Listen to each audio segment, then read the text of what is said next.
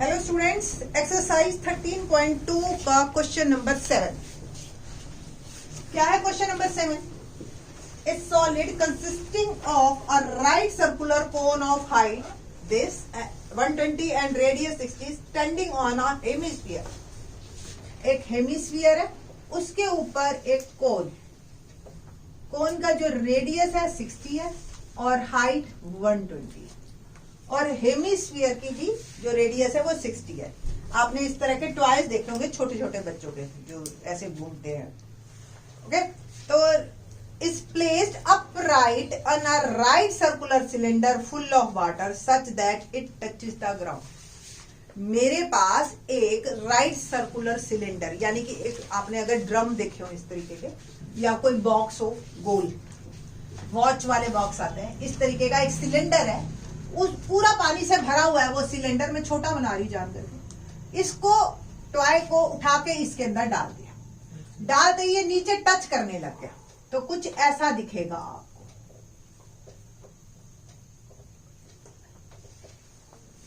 ठीक है, ये अब मैंने ऊपर बनाया सिलेंडर, एक्चुअली सिलेंडर पहले बनाना था और टॉय इसके अंदर डाल देना आपने। Find the water volume of water left in the cylinder if the radius of the cylinder is 60 and height is 180। Radius तो इसका भी 60 है, यानी कि बिल्कुल ऑलमोस्ट टच करता हुआ है ये, बट ये हाइट नहीं,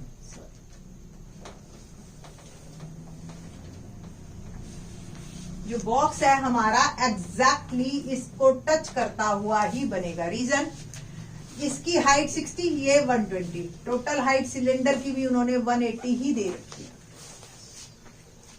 ये पूरा पानी से भरा हुआ था, जब टॉय डाला हमने तो डेफिनेटली जो पानी है वो इसमें से कुछ निकल गया होगा। कितना निकला होगा? जितने का वॉल्यूम का ये टॉय है।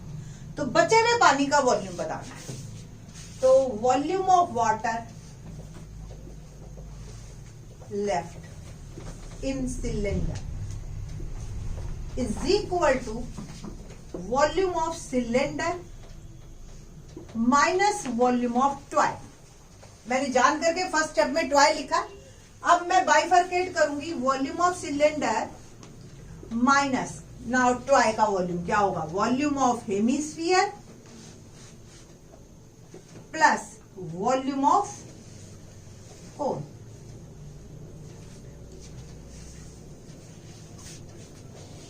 Radius of cylinder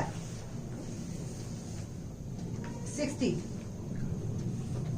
radius of cone again 60, radius of hemisphere is also 60. Now height of cylinder 180, height of cone 120 और रेड। तो volume of cylinder is pi r square h minus volume of hemisphere 2/3 pi r cube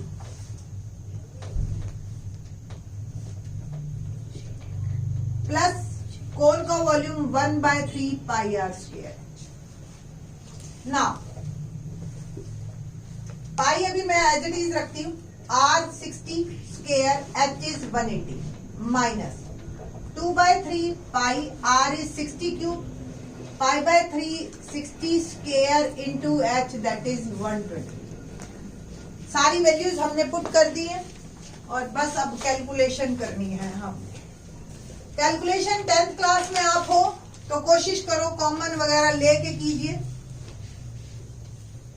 पाई सब में है, common आप ले सकते हैं, और 60 स्क्वायर भी सब में है, कॉमन ले लीजिए। यहां रह गया 180 माइनस ब्रैकेट 2/3 पाई निकल चुका है और 2 60 निकल चुके हैं, एक 60 रह गया, प्लस पाई निकल गया, 60 स्क्वायर निकल गया, यहां 120 और डिनोमिनेटर में 3 रह गया। पाई 60 स्क्वायर 180 माइनस, इसको कैंसिल कर सकते हो आप और ये भी कैंसिल हो गया। 22 जा 40 प्लस 40 पाई 60 स्क्वायर 180 माइनस 8। पाई कोई स्पेशली हमें नहीं कहा है कि 3.14 लेना है, तो हमने पाई 22/7 लीजिए। 60 का स्क्वायर 3600 और ये आ गया मेरा 180 माइनस 80 दैट इज 100। सिंपल और सिंपल मल्टीप्लाई करना है और इन centimetre cube I will get the answer. 4 zero लगाई मैंने। 22 6 जा करना ही पड़ेगा। 2 6 जा 12 1 2 3 जा 6 और 7 72 297 तो 792/7 centimetre cube is my answer. अब पीछे अगर आंसर आपका जो है मीटर क्यूब बहुत बड़ा नंबर आ गया है, इसको मीटर क्यूब में करना है, तो आपको भी पता है 100 सेंटीमीटर इक्वल टू 1 मीटर। 3 है तो 3 बार 100 से डिवाइड कीजिए आप। 100 100 100 देखिए 200 तो हमारे कैंसिल हो जाएंगे। 792 डिवाइड बाय 700 और अब देखिए डिवाइड करना भी आसान है आपका। 1 जा हो गया, फिर 92 फिर 1 जा, ठीक है, 220 और 223 जा। Almost 1.13 metre cube is my answer. ये जो है इतना पानी बचेगा। तो आपको बता दे कि 1 मीटर क्यूब 1 किलो लीटर के बराबर होता है आपका, ठीक है जी।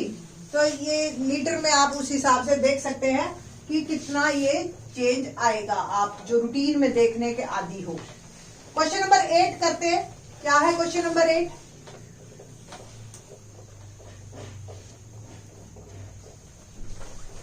इसके बाद एक वीडियो छोटी सी और भी बना देंगे कि हाउ टू लर्न दीज फॉर्मूले, ठीक है। ये फॉर्मूले आपको ऐसे नहीं है कि नोटबुक में लिख के याद करने, वो टाइम गया आप, ठीक है। तो आपको नेक्स्ट वीडियो में बताएंगे, बट इस वीडियो में तो अभी क्वेश्चन नंबर 8 करते हैं। Spherical glass vessel has a cylindrical neck 8 centimetre long 2 centimetre in diameter. आपने केमिस्ट्री लैब में इस तरीके के अपरेटस देखे होंगे। नीचे राउंड शेप में है और ऊपर जो है उसकी सिलेंड्रिकल नेक होती है। 8 सेंटीमीटर इसकी लेंथ है और 2 सेंटीमीटर डायमीटर। और जो ये नीचे का स्फीयर ये है हमारे पास, इसका diameter of the spherical part is 8.5 centimetre. तो ये 8.5 centimetre. Now by measuring the amount of water it holds, a child finds its volume to be 345 centimeter cube. The volume of this vessel is 345 centimeter cube. We have to check कि ये ठीक भी बता रहा है, is she correct or not? And pi is 3.14. Now, volume of vessel. उससे पहले मैं radius of sphere लिख देती हूँ। Radius of sphere is diameter by 2, 8.5 by 2। Decimal हटा दीजिए और लगाया हमने उसकी जगह 10। 5 से कट गया, ठीक है जी। तो 17/4 centimetre. Radius of cylinder, diameter by 2, diameter is 1 centimeter. Height of cylinder is 8 centimeter. So volume of vessel is equal to volume of sphere plus volume of cylinder. Sphere का फॉर्मूला 4/3 पाई r cube और cylinder का formula होता है पाई r square H. पाई चाहे common ले लो, 4/3, are is sphere का are 17/4 cube और इसका आर 1 और एच इज 8। पाई की वैल्यू 3.14 हमें कही है। 3.14 4/3 इंटू 17/4 इंटू 17/4 इंटू 17/4 प्लस 8 एक 4 से एक 4 कैंसिल हो गया। 17 का स्क्वायर होता है 289, ठीक है जी। तो 3.14 डिनोमिनेटर में 4 4 जा 16, 16 3 जा 48 और 17 जा 289 और 289 को 17 से किया तो 17 9 जा 153 50 रह गया और 17 8 जा 136 और 3 17 को 17 से किया 289, 289 को 17 से किया तो 4913 प्लस 8। ना अब इसका हमने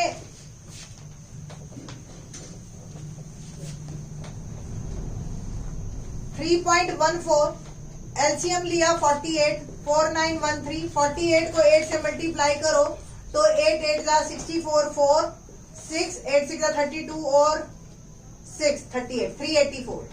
3.14 को ऐड किया इनको तो 5297 डिवाइड बाय 48 और इसको आप कैलकुलेट करोगे, मल्टीप्लाई करोगे सारे को, इसको आप डेसिमल में ले जाइए तो ये आ जाएगा आपका 110.35 और इसको जब 3.14 से मल्टीप्लाई करोगे तो 346.499 सेंटीमीटर क्यूब। अब आया था कि जो स्टूडेंट ने बताया था वो 345 सेंटीमीटर क्यूब था, सो उसका जो आंसर है वो रॉन्ग है। इसका जो वॉल्यूम है अप्रॉक्स 346.49 आ रहा है, यानी कि 346.5 सेंटीमीटर क्यूब, ठीक है। तो पीछे शायद आपको नो ही आंसर दे रखा है।